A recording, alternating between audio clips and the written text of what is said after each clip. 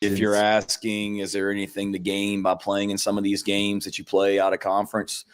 I think it's something that not just us, but every team needs to look at, because clearly you can go through an entire season, not beat a ranked team, and be in the playoff if you just win. So I think it's something. I'm a competitor. I love playing in those games. I'm looking forward to playing Virginia Tech in Atlanta next season, but the committee made it very clear that they really don't give a hoot who you beat. Just, don't lose 3 times and you're in, even if it means.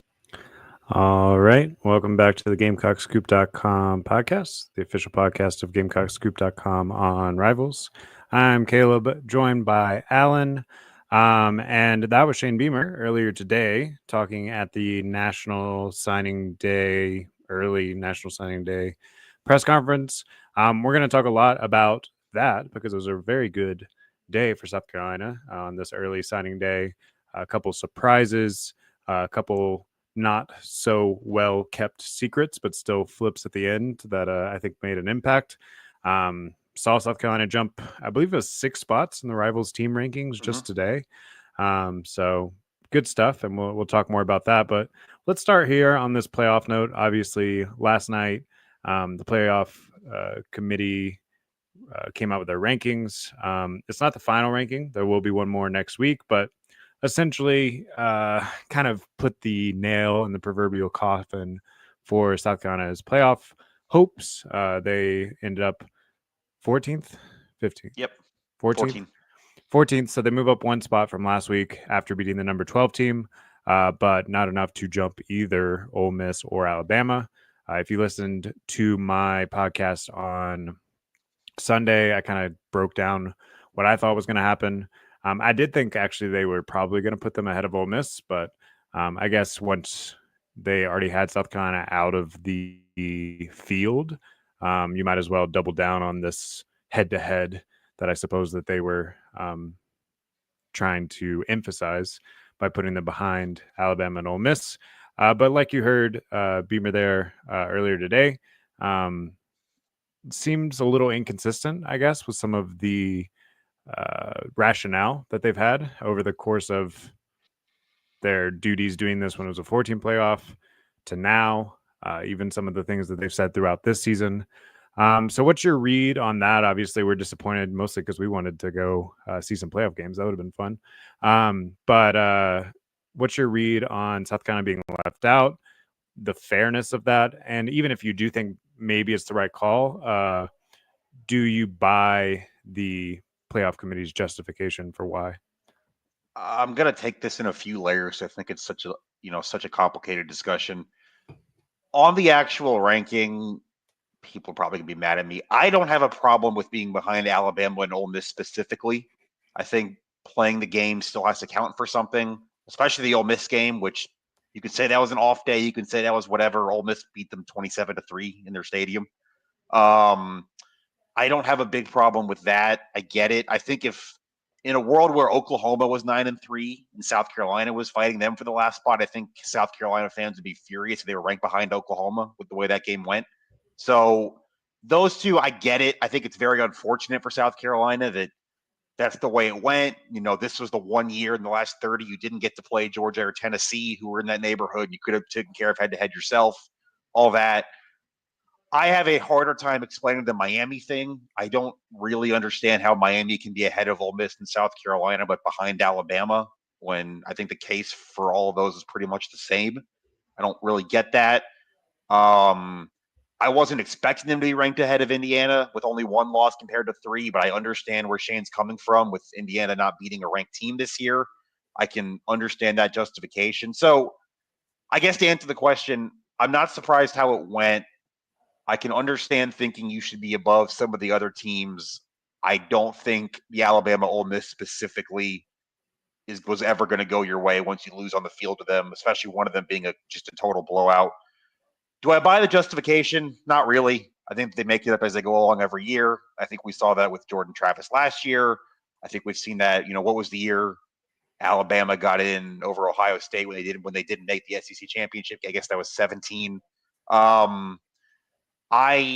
Like I said, I understand the head-to-head thing and don't think that's a bad thing that the games they played matter. I also don't by the committee saying it's head to head, if that makes sense. Yeah, I'm with you 100%. And I kind of fall in the same place. Like, if you want to make the playoff, don't go 9-3. Now, granted, I get that immediately would put people in the comments saying, "Well, we didn't really go 9-3 because the LSU." Like, I get it. Well, that, and also, not to cut you off, I think that loses some legs. And I agree with you.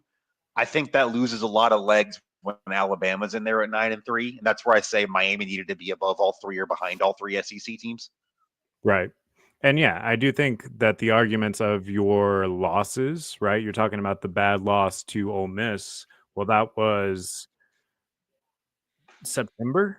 Was that still September? Like the last weekend It of was the September? first game of October. It was week 6 of the season, game 5, because they had an early bye. Right. Meanwhile, you have Alabama, who lost 2 weeks ago, 24-3, to a much worse than Ole Miss Oklahoma team. So I do get that, but if we start comparing losses, I think South Carolina actually has a pretty good argument to be made when you start comparing losses. And then obviously just the way that the season ended, 6 straight wins versus the way that Alabama and Ole Miss both sputtered down the stretch. Anyway, water under the bridge there, like not going to change anything at this point, obviously. But yeah, I do think it's really frustrating, and I do think Beamer is right to be frustrated with the strength of schedule part. Because South Carolina plays in the toughest conference in the country. They also add the best, consistently usually best team in the ACC at the end of every season. It still might be this year. We'll see how it goes Saturday, but right. Clemson might win the ACC. And then there's no like return on investment for having that tough schedule when you have a team like Indiana, who, you know, they won their games. There's something to be said for that, but did not have to beat a ranked opponent all year. You have Clemson, who could still sneak their way in, and the only ranked win that they would have all year is in the conference championship game this week. So yeah, I definitely understand the frustration, and I think that's something that needs to be figured out by the committee, because if we're going to have these two big super conferences and Big Ten and SEC or whatever, both of those are going to have way different strength of schedule than the other auto bids every year. And I don't think that we can be trying to compare them like they are apples to apples when they are clearly not. I don't know what the solution is. Maybe just moving to 16 or whatever it is. But as these conferences continue to expand, let's say the SEC adds 2 more or whatever, I think it's going to be harder and harder, as we saw this year. I mean, you just mentioned South Carolina not playing Georgia or Tennessee. It's going to be harder and harder to like compare teams even within the same conference. And it's going to be harder and harder to make it through a conference schedule unscathed. So yeah, I mean, I don't know exactly what the solution is, but it needs to be looked at for sure. Yeah, there's a few things there. I get why South Carolina fans would be furious if Clemson beats SMU this weekend and gets in and they don't. I don't put that on the committee because it's written in the rules that they got to put the ACC champ in there. Like, there's not much they can do there. I think if you want to debate the validity of that or giving all the power conferences an auto bid no matter what, you can, but they got to put Clemson in if they win. Those are the rules. You can say South Carolina should be in with them for the head-to-head and all those other arguments. I understand that. Yeah, I will say though, and this was kind of my backbone of what I wrote Saturday. I missed the show Sunday. I was feeling terrible. I got back to Columbia pretty late Saturday. Call it Clemson flu, whatever. Didn't have much of a voice. Through Caleb, a solo shot there, but you went 9-3. You beat your rival in the most dramatic way possible. Shane Beamer came in there with the stats today. He said, if we win a bowl game, we're going to have 10 wins for the 5th time since 1892, which he's right. I think at any point in the last 130 years, if you had this season, you'd be thrilled.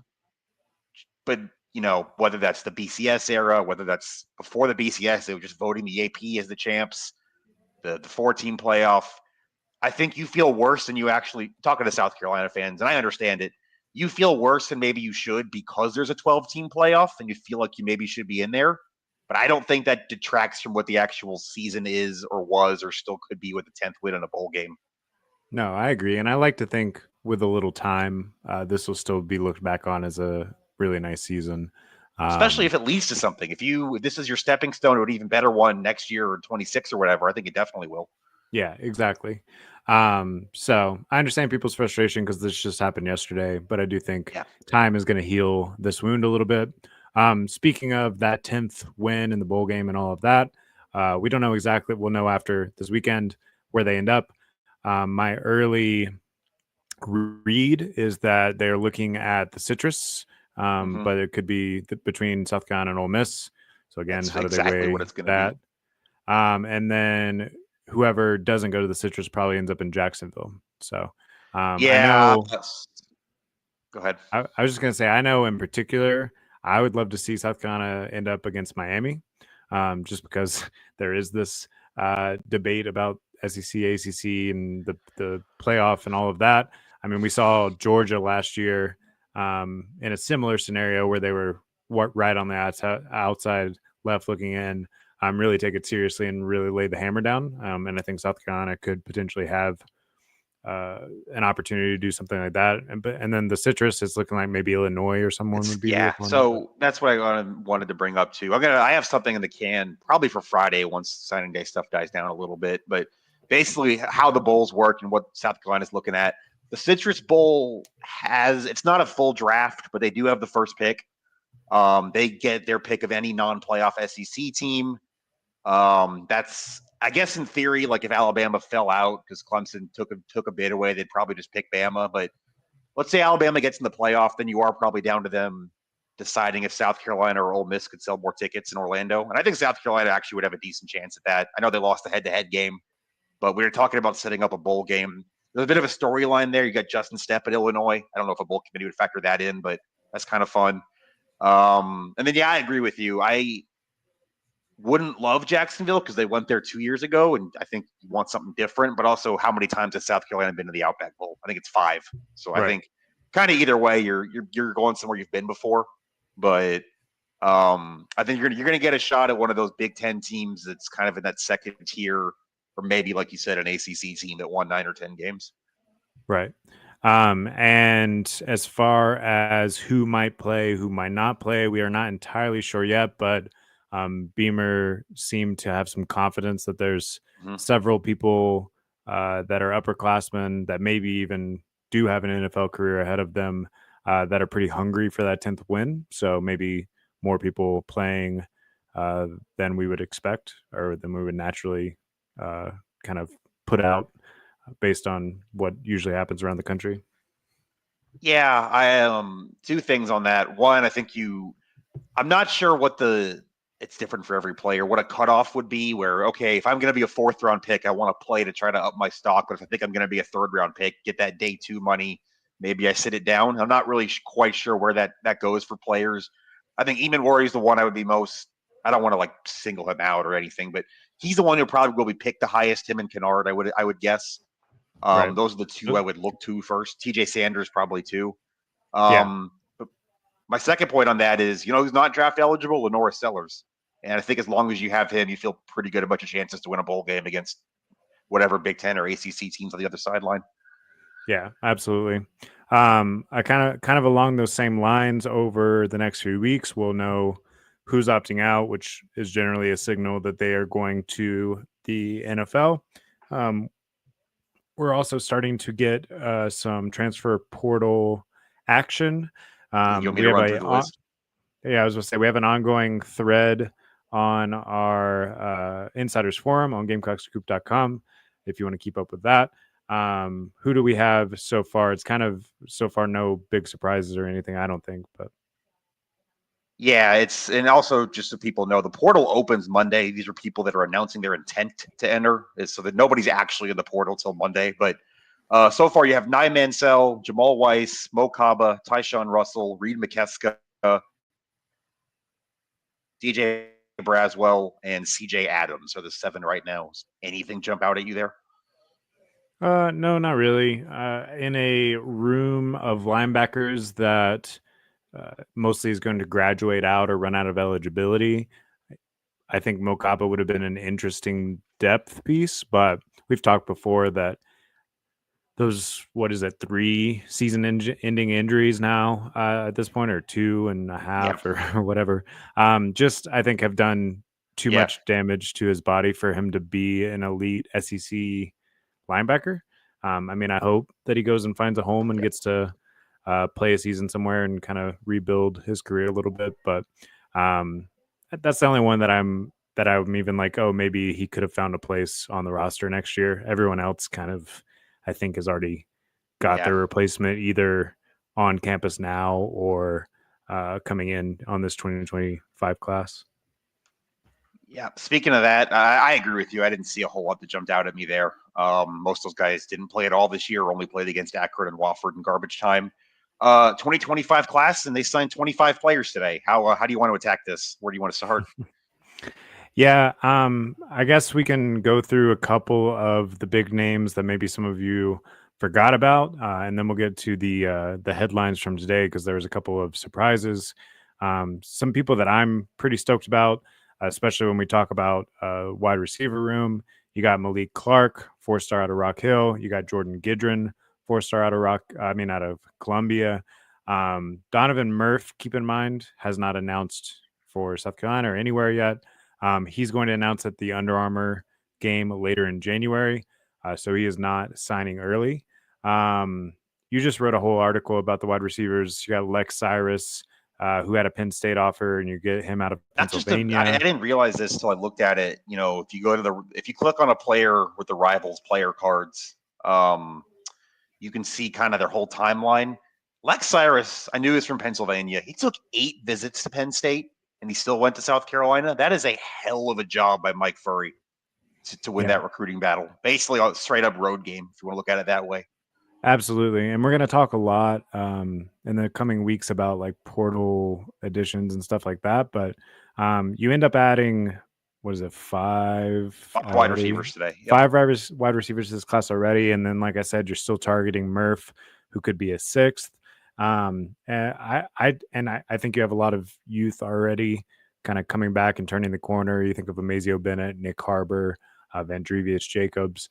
I'm really expecting them not to hit the portal super hard in wide receiver, unless, like we were talking about this a little bit earlier, we see like a Dane Key, who is pretty much for anyone in the country, that's an auto, like, okay, we'll find room for you, right? Yep. He's an interesting name because back in high school, South Carolina finished number 2 for him. So, maybe if someone obvious like that is around in the portal, you go get him. But I think that they're feeling pretty good with this freshman wide receiver class.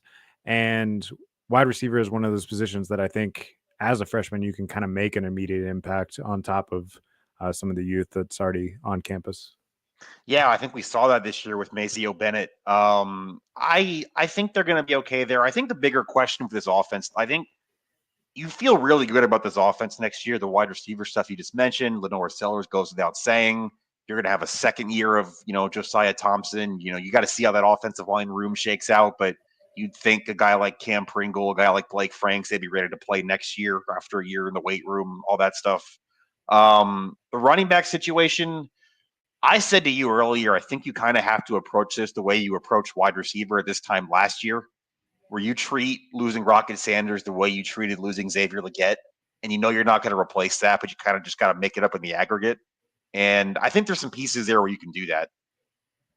Yeah, I agree. Looking back at the 2025 class, a couple other names before we get to the flips today that I think are just exciting once they get on campus. Kendall Daniels, that's a DB out of Norfolk, Virginia, 4-star. I think he could, he's got good size, 6'3", 180. I think maybe, especially depending on what happens with the safeties and everything, he could get an early look. And then you're looking at some of the defensive ends. You got the 2 in-state guys, Jaquavius Dodd, 4-star. He's 6'6", 215. Actually, I think last time I checked, he's more in like the 220, 225 range. And then Anthony Addison out of Sumster, 6'4", 215. I don't know that either of those guys are going to make like a Dylan Stewart level impact as a freshman or anything. But you could see them in some pass rushing situations early on. And I think just depth wise, that's going to be really important as you lose Kyle Kennard and Gilbert Edmond and all that sort of thing along that defensive front. Shall we talk flips? Yeah, there were enough of them to go around today for sure. You had I guess it was technically 3 flips, but really 4 guys you didn't have signed before today because there was one just regular commitment. Yeah, so something that South Carolina is really going to have to figure out this offseason is how to replace all those defensive tackles that are, aging out or talenting out. We're talking TJ Sanders, Tonka Hemingway, Boogie Huntley. Is Monkel Goodwine out of whatever? Goodwine's got one more year, but Okay, he's Jules got one more. doesn't. Jules, DeAndre Jules. I don't know how much Jamal Weiss was going to play, but that was a body at least in there who you don't have anymore. Right. So immediately they started off the day with a little extra help there. They get Xavier Hardy out of CMCC in Mississippi of Last Chance U fame. He was at one time the number 1 JUCO player in the class. Right now he's number 3 JUCO player in the class, but whatever, he's still very, very good. If that name sounds familiar, he signed with South Carolina out of high school, had some stuff academically he had to figure out. That's why he went to community college. And now he comes back 6'5", 260. Looks like he'll probably be ready to play immediately. Probably going to slot in on the interior. In addition to him, you add a 4-star defensive tackle out of Covington, Georgia, Christian Ingram. That one was a bit of a surprise for me today because our national team had gotten intel that he might end up at Southern Cal after his visit there last weekend. My guess is there was some negotiating between the two throughout the week or whatever, but ultimately South Carolina ends up inking his commitment. 6'6", 285 already there as well. It's hard to make an immediate impact on the interior as a freshman, but he's got the body to potentially do that. If we want to stay along the trenches, the later one that actually kind of came completely, I wouldn't say completely out of nowhere because he visited South Carolina 3 times this fall, but it wasn't on my list for the day. Damola Ajidahun. Do you know how to say his name? I do not know how to say his name, and that's where that one coming literally 10 minutes after Shane Beamer left media was a bit of a shame because he wasn't allowed to talk about him, so we didn't get to hear Shane pronounce his name. I'm going to go with Ajidahun until I hear otherwise, but that's a 6'6", 290-pound offensive lineman out of Duluth, Georgia. He's been committed to Georgia Tech for quite some time. If you know anything about Georgia Tech, their head coach, former offensive lineman, knows offensive line, knows running the football. So the fact that South Carolina kind of flips out from under them today, that's also a pretty big one. And then one we kind of have known about for a long time, but I guess, they wanted to still make the signing day flip. And it's a big one because you get him from LSU, who obviously is an SEC rival. Tight end Mike Tyler, who goes to the Hammond School, Columbia, South Carolina. He's 6'4", 220. Kind of skinny for an inline tight end as a freshman, but has good ball skills, plays basketball. Always love that whenever you got a tight end coming into college. So he's got good body control for his size. And yeah, I think he could develop into a pretty good weapon on offense. Obviously, you need to make up for Joshua Simon's production. I think to some degree, Michael Smith as a sophomore kind of steps into that role, but also now you have another sort of tall, lanky tight end weapon to step into that role. Yeah, that actually, going back to the earlier conversation, that might be the portal position on offense because you're losing Brady Hunt after this year too. Now that he was playing much, but Nick Elksness after this year, obviously Simon. You're going to need some bodies there. You're going to have Connor Cox back. Maurice Brown wasn't playing a lot, but some on offense. But Michael Smith, like you said. But I think you probably would be well served to find another Brady Hunt type, just Josh Simon, a good group of 5 tight end who can run and block a little bit or catch and block a little bit and kind of help that room. Because I think that might be the one spot on offense you're a little bit shallow going into next year. Well, I believe that's the one spot that they've already made a offer that we know about in the portal too. I Yes. can't remember his name right now, but his season's already over because he was like a D2 guy, but a really good D2 guy. I'm trying to scroll to I'm see also where I blanking, but posted it. I yeah. posted it somewhere in the last couple weeks. I'm sure we could find it again. But anyway, so they've already kind of signaled to us that they are going to look for a tight end in the portal too. So that wouldn't surprise me. Any other notes from Beamer's presser today on the recruiting class? Like I said, moves them up to number 20 in the team rankings, at least the last time I checked. Pretty big splashes as far as headlines go. And I think it kind of continues the narrative from the season of just the momentum and the upward trajectory that the program's on. Yeah, I'm trying to think if there's anything else that really jumped out. Obviously, talked a lot about the playoff today, but some guys we didn't mention. Caleb Williams, a defensive tackle from Virginia. Oh, did you mention him? No, I didn't. I don't. I was gonna maybe mention someone else from Virginia. That's a defensive tackle. I don't know how much that's going to help you immediately. Also, Nick Barrett's going to be back next year. We didn't mention him with the D tackles, but that's a body that'll help. But yeah, that's another position in need. Jaden Sellers is here. That's Lenore's younger brother, obviously.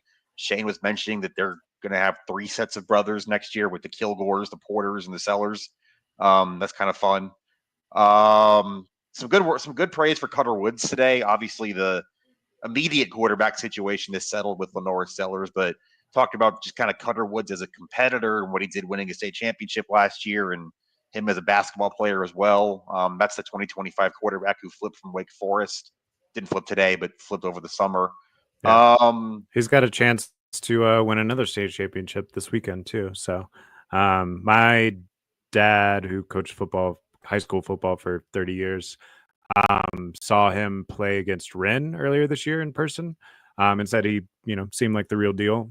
Definitely stood out as like a D1 athlete compared to everyone else on both teams or whatever. But like you said, that's kind of a down the road problem, Yep. but always good to have in-state kid and that sort of depth. Yeah, and then the last thing, I guess, just to round it out, specialist, you're going to lose Hunter Rogers, Kai Kroger, and Alex Herrera after this year. You signed a long snapper, Kyler Farrow. You signed another kicker, Max Kelly.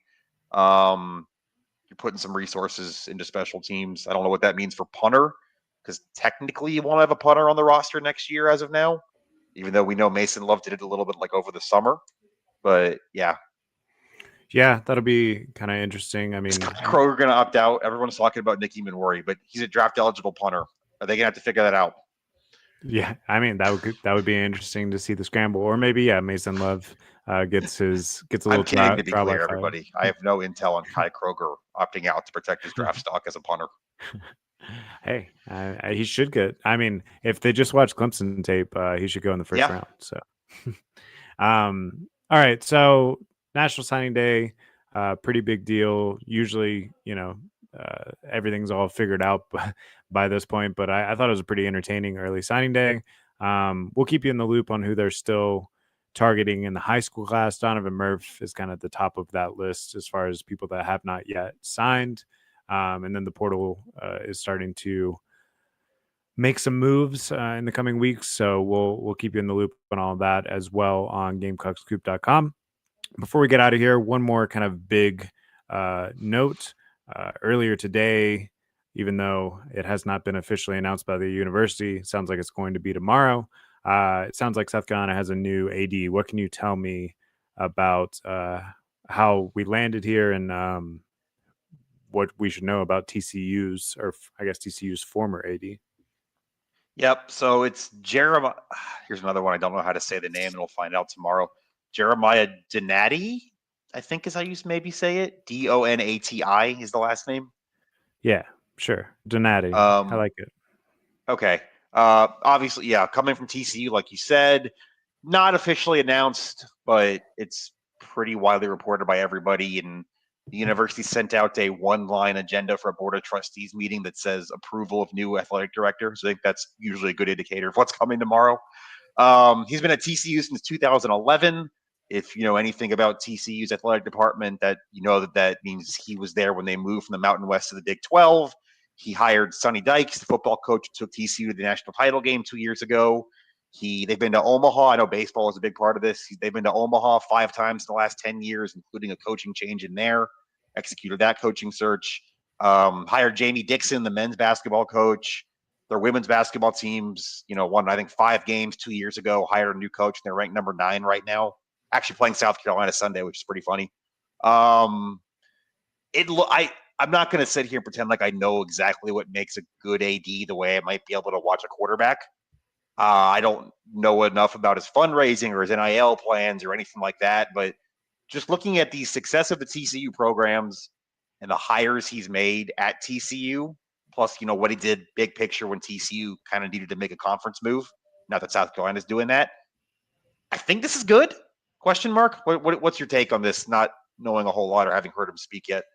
Yeah, I mean, I had pretty much the same read. The surface level is TCU seems to have mostly overperformed their abilities. Their means, maybe? Their means, that's a good way to put it, for the last decade. So if I'm assuming the athletic director has a lot to do with that. The other thing that kind of stood out to me is something that you just mentioned, but emphasis on baseball, which is obviously pretty important here, probably pretty important to the former AD Ray Tanner, who exactly. had a hand in the search and all. And yeah, I mean, it seems like pretty much all of the major programs at TCU are functioning well. And, I'm not one of the people, I know that there are people in the fan base that have been critical of Ray Tanner's stint at AD. Although you kind of look at all 4 of South Carolina's major sports programs right now, and they seem to be in pretty good shape, if you ask me. But whatever, I can understand some criticism here and there, maybe with the way that the Muschamp buyout went or whatever. I mean, that's ancient history at this point. But the point I'm making, though, is I think it's just good to have someone that's like actually pretty experienced and cut their teeth as an AD somewhere else before they get here, instead of having to learn on the fly like the last guy did. And I think he did learn on the fly, and I think he did improve over time. But sounds like this one's kind of ready-made, I guess. Yeah, I know for a fact that was a big part of this, that in modern college sports with NIL and a house settlement coming and everything that just comes with being an AD, especially in the SEC, they wanted someone who had at least been a Power 5 AD before. And obviously he had been at TCU in the Big 12. Yeah, I think it on surface checks all the boxes, and you won't know if it checks all the boxes for years. I mean, you got to see how the athletic department goes, but we'll know a little more tomorrow when he talks. I think that's at 3:30. I'll have some updates of that on the Insiders Forum. And yeah, I think this saga, for lack of a better term, seems like it's coming to an end. Yeah. The only other notes I have before we fully get out of here, men's basketball, nice win last night against Boston College. That was on the road at Boston College. And I saw this morning that their net jumped from like 105 to like 88 or something with the win. So you're sitting at 5-3. You have a couple of pretty bad losses, but all things considered, you've set up a pretty big game, I think, coming up against Clemson. That can kind of, if you were to win that, put you back on track before you get into the conference play to kind of make the run that you thought you might be able to make. And I think the most encouraging thing I've seen from the last 2 games in South Carolina is that the defense seems to be kind of coming back to the point that we have come to expect from Lamont Paris teams. That they seem to be lacking kind of early in the season. They've kind of boa constricted both of the last 2 wins down the stretch to hold an early lead and, just not really give their opponent a chance. Yeah, I will say too, I thought the defense played very well. My main takeaway from last night is you kind of need to run the give the ball to CMB and get out of the way offense a little more often. He just is the best player on the floor, and defenses can't do much with that. But also, holy bejesus, the SEC is going to be a buzzsaw. I mean, obviously the league's been good for a while. It was very good last year, but last night, for those who didn't see it, the SEC goes up 9-1 on the ACC in the annual challenge. And then tonight, just catching up on that, you've got Alabama up 13 at North Carolina right now, so it's about to be a win. and Florida up 20 on Virginia. So it's about to be 11-1 SEC over the ACC with one more kind of round of games tonight. But yeah, Who did Clemson play in this challenge? Were they Kentucky, the one win? and they beat them. Yeah, That was the only win. That's what I thought. You So got yeah, Auburn that's and gonna Duke be- here tonight, though. I'm looking forward to watching that. That's gonna be a good game. Yeah. And then that South Carolina Clemson game is next week. 2 weeks from yesterday. 2 weeks. So I guess a week from Tuesday. It's the 17th. All right. So anyway, we will have plenty of basketball coverage coming up in the coming weeks on GamecockScoop.com and also on the podcast. But obviously, we wanted to tie a nice tidy bow on the football season, and then we still have plenty of bowl coverage coming up as well. In the meantime, go visit us on GamecockScoop.com. We'll be back here next week to kind of catch up on everything, tell us what to expect from a bowl matchup. Probably have a lot more portal news, both those that have entered and who they're targeting and all that fun stuff. So lots of really exciting stuff happening right now. We'll see you